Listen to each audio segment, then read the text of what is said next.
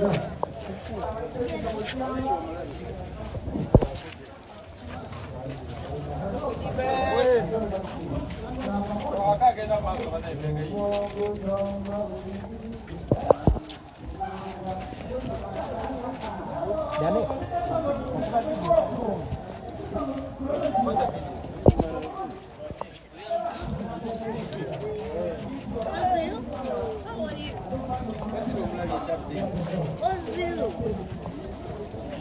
I said no guy.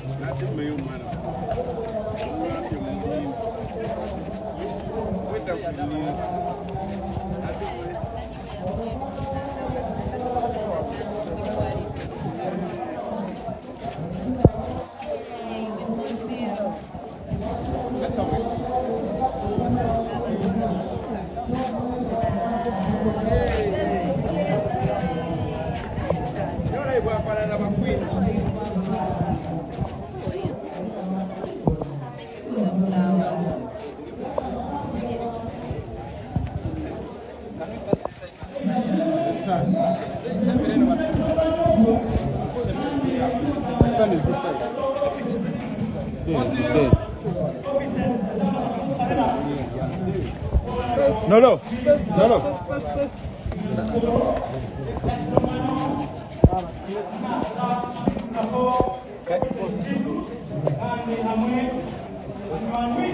Yes.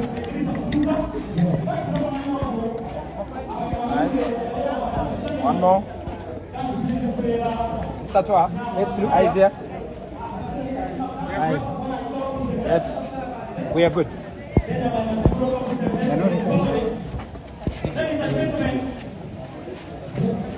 The Honorable Minister of State, Dr. Sophinos, Honorable Yamsoro here,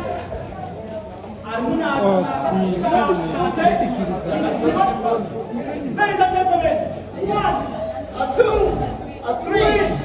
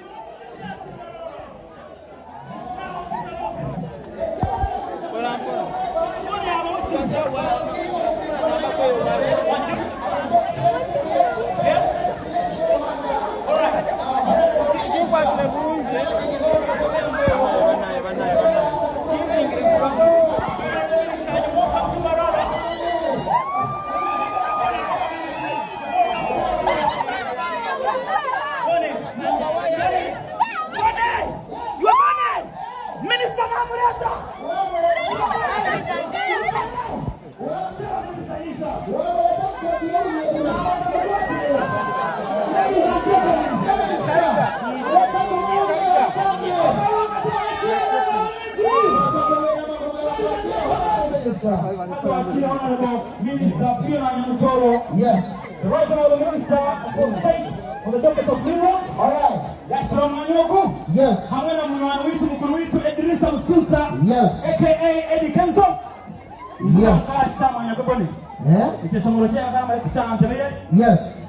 Omwana w'eddiini Uh-huh. ojja kumaka akazindaalo omukulu Sheda Mabas natuka mushara DJ as DJ barede nyabona barede DJ ebyoma nkebino omanyani bitira kwiza kwetangasa abe muchenyi Okay. obemanya nyabona we basa kuba n'omuseka zindaalo Shey. Ladies and gentlemen, after the arrival of our minister, of course we shall be singing the national anthem, and after we shall be welcoming a prayer in the name of Allah. Okay. And of course, we shall take up our seats again as the finals between this band and of course CCTV, Vanilla CCTV cameras will be going on. Ladies and gentlemen, let's rise for the national anthem. Yes. Ladies and gentlemen, we need to respect our country. Yes. We need to rise for the national anthem. DJ, I hope you're ready. Yes, bagamba bugambi nti gwefuna mukwano gw'osirike bannange Eddy Kenzo yafuna omukyala amutegeera. Fiona Nyamutoro yategeera Eddy Kenzo ate ne Eddy Kenzo munnange amutegeera era gali mu nkuubo munnange ssaawa yonna bagenda ku introduction era nga n'embaga gye mulinze eri mu kkubo jakubanga nga batuusaako neno nga tukyagenda mu ebyo mwana mulenzi Gravity omutujju bamuwadde ekipapula kye bakontomye wali poliisi ya Ginger Road emusindikidde ekipapula agenda abinyumye mbu bamuwa ssente ez'okuyimba ate musajja wattu natalabikako oba olwo yali afunye ebizibu simanyi naye nga kyo ekipapula kye bakontomye kyamutuuseeko dda nga tuvuddeko eyo ate munnange nsonga za Alien Skin batabukidde full figure era bamulangidde okwefuula omulamuzi ate nga kyatali. Jennifer full figure nakangubi ogamba otya olunaku olw'ejjo nakulabye nga weetala oddamu n'odda muli n'otuuka ne kussa erikakkanya munnamateeka looyo omulamba munnanga azze ayimirire n'omusibe wammwe Alien Skin. Kikolo ekyo nno kyekyadde kya bugunjufu kubanga omuntu atamanyi we bagattako nakwawulako nodda ku muntu amaze emyaka 15 ku 2 ng'asoma era ng'ayina obumanyirivu awo wennyini wazze ku kkooti n'omubuuza akimyewo ki era azzengaani era kukola ki. Munnange nno fenno eno tunyeenya bunyeenya mutwe full figure kankubulira ekintu kimu wali otuddekawo ne weebuuza lwaki regimu naddala ez'abannakyemalira zirekawo abantu abasomyeko ne zirwanira mmwe full figure nga bw'ofaanana kubanga regimu zimanyi bulungi nti gwe tugenda tula wansi olowooze bwe naaba weeyina weekutadde weekusindise gw'ogenda genda ng'ovuya buvuya kubanga tosobola kutuulaawo n'olowooza ko tugamba kino bwe nkyenyegeramu kigenda kuvaamu ki ebinaavaamu binankosa tebinkose. Kati abantu nga mmwe regimu ebaagalira ddala era ejja kuwa obukuumi obragging era nina abasirikale bange otegera ejja kuwa connections ekwena amaanyi ng'abalamuzi obayisaamu amaaso ab'ebyokwerinda obayisaamu amaaso okibuliza kwegamba nga gw'olaba buli omu ali wansi wa bigere byo abo bagezaako okuvaayo ne bakangulako ku ddoboozi ojja kuba n'amaanyi amayitirivu agabasirisa okuba kubasibya ojja kusobola okubasibya.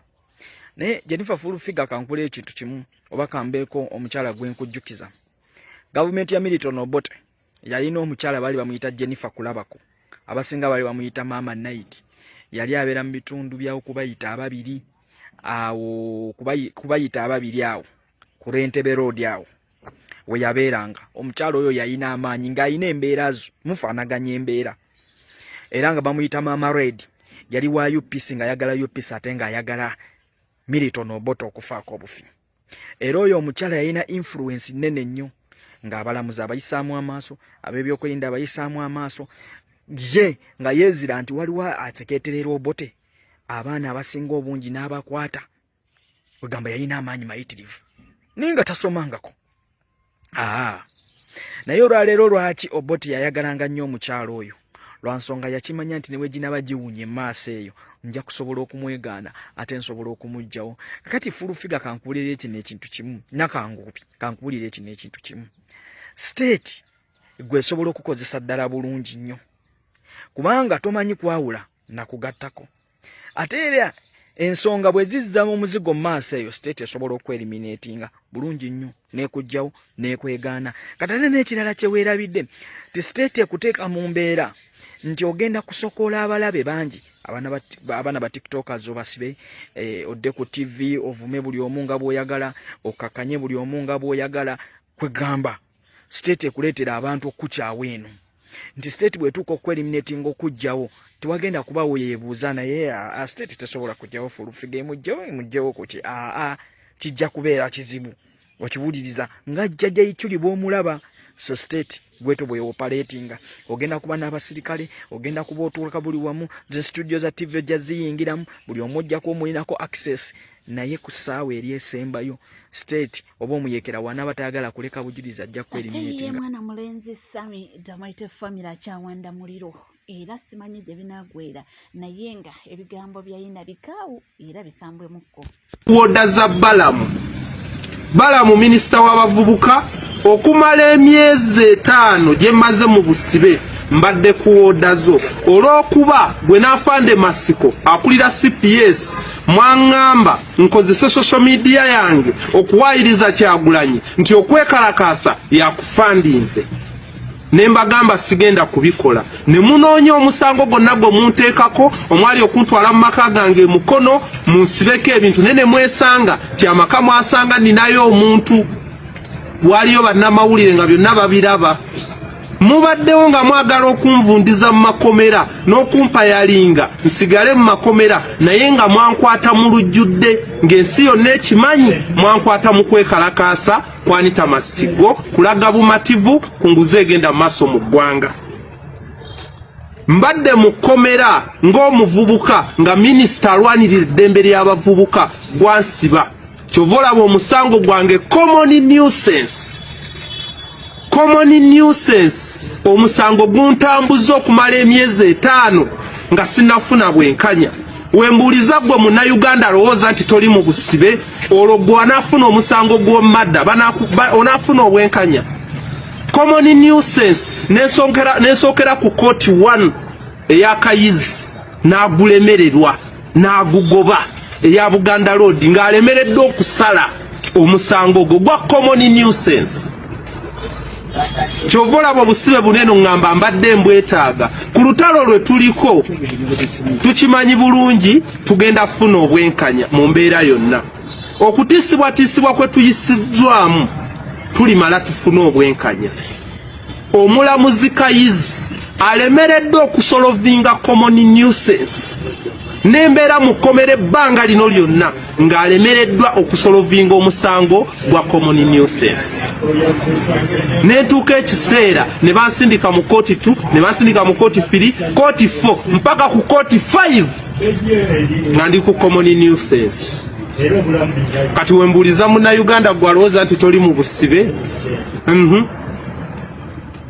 onaafuna obwenkanya gwe nga toli mwana wa gundi olaba abalamuzi balemererwa okusolovinga omusango just public nuisance nga ne mu mateeka tebasobola kusiba mwaka genda olongoose wali community service wayo kafayini bwe kati bansaba emitwalo 5 nengisasula ne bansaba abaneeyimirira omwali Mange ne muwaayo ne bansaba passport ku musango ogwo bannayuganda nali nina okuba ma passport era njagala kubategeeza passport nzirina etali egi nendali sigenda gibawa era abalamuzi mwena mukimanye nti omusango gwali gwankwasa nga sirabawo wembawera passport yange oba sigenda kufuluma mu ggwanga kuba ndi munnayuganda nali sibawa passport era njirina naye nagibamma mpaka muntwale mu earring mpulire omusango gwange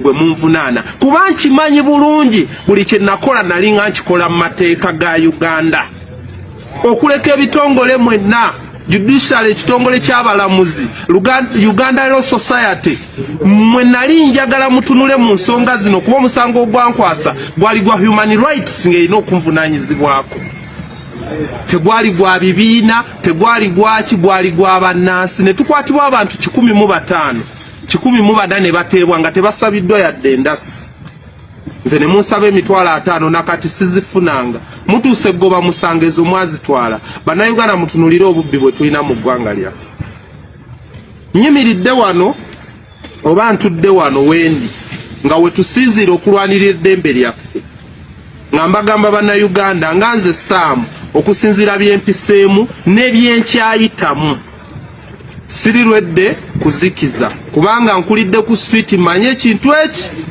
eddembe tebalisaba balitwala butwazi na kabuli kati nina okulirwanirira era nga nze kennyini nze mutango kuba ne woba ogula katambala kalina price kati nze nyenda kuba price ku ddembe lyange n'eri abannange abasibe abali mu makomera abaganye omusango tiimu y'amagye teyasigaddeyo teriiyo nti eri funded ekibiina nti oba babawa ssente bali mu makomera lwakuba tebalina musango naye musiba abantu awatali bujulizi ne mubakako okukkiriza emisango abaana b'abantu balikola obusibe bwe batamanyi mubakako okukkiriza emisango ne mubagamba bagende mu Philip again ate ne mubawa obusibe obuyitirivu ezo ze zimu ku nsonga zengenda kati osimbako essira kuba wali mbadde nnwana naye nga bannayuganda abamu kirabika muli bamativu n'ebibakolwako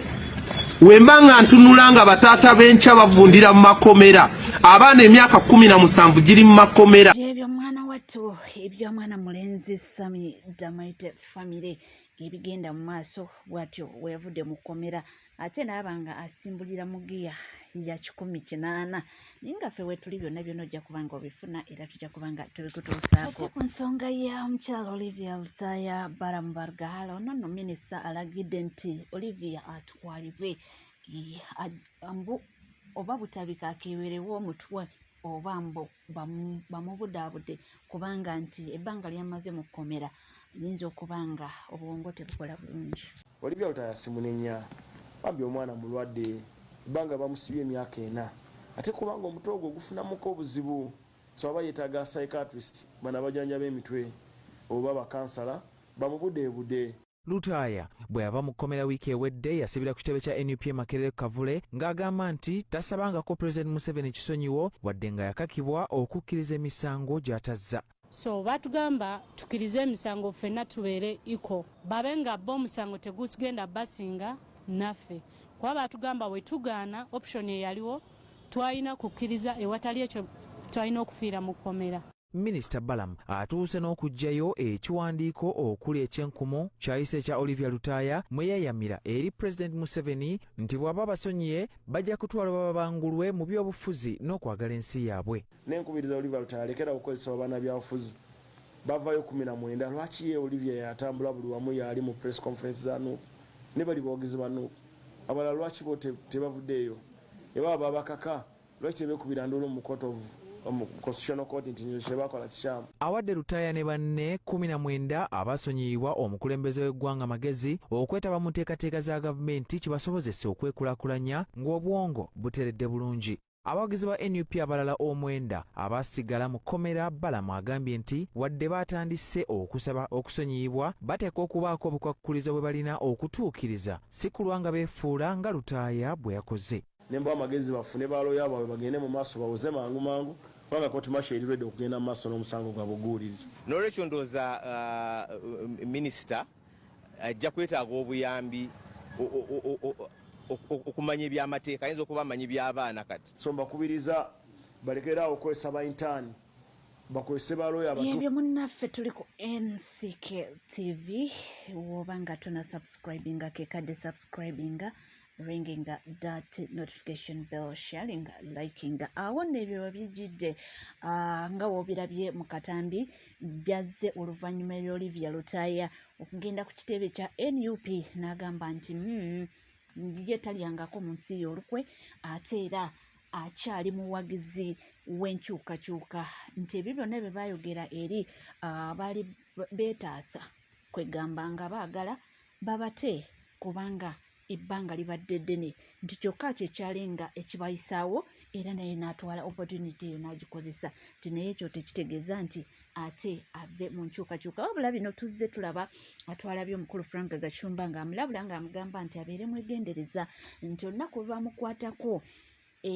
nti yesibe 2 oba n'atuuka n'okusaba bannakibiina kya NUP nti Olivia Lutaya ono oba bamwagala nnyo bamukolere passport afulume eggwanga nti oba kiki ekyo we bali mukwatirako wepo bajja binyonyola era mbu kijja kuba kizibu nnyo we bali babazzeemu okumukwata omulundi omulala okubanga ateebwa. Tukyali wamu era nga tukyatambula wamu era ng'omukutu guli gumu gwokka NCK TV era woba oliyo nga tona subscribinga kekadde subscribinga ringing that notification bell, sharing, liking. Awo nno nga weetuulira osirika byonna byonna tujja kubanga tubikutuusaako butereevu byebyo bitambula era gatambula tukkirize tube nga tukwerekereza tujja kuba nga tukoma mu maaso awo n'amawulire amangi nnyo nnyini ddala tovaawo.